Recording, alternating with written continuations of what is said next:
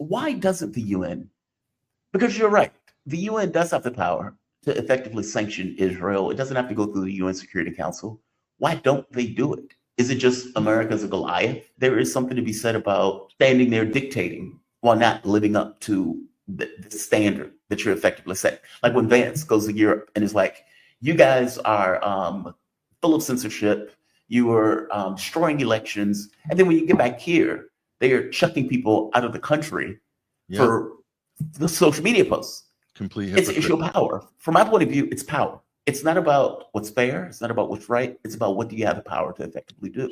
Why don't the UN get involved in this? There's a lot of blackmail and coercion threats behind the scenes at the UN. We saw that in the run-up to the Iraq War. That was the basis for this Official Secrets, the famous film about GCHQ whistleblower Catherine Gunn, starring Keira Knightley.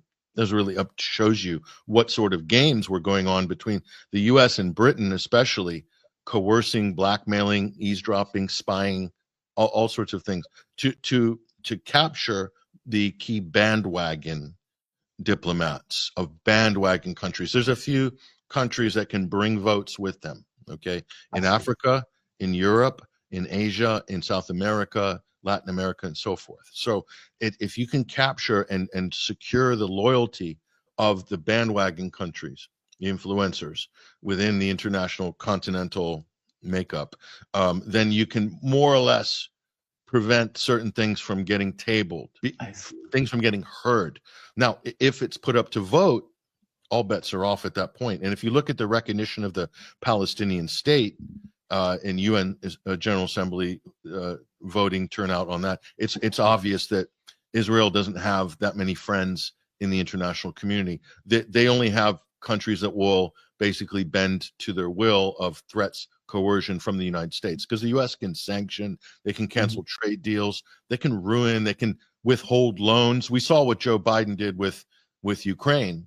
You know, openly boasted that he was going to withhold a $1.5 billion loan. Yeah. But that's business as usual behind the scenes. Those are very real threats that are issued to all of the other countries by the U.S. or by intermediaries, or done with a wink and a nod through there's spying and there's intelligence gathering against some of these countries. So the British, the French, the Americans, they are thick like thieves at the UN. And so they do the bidding ultimately of Israel.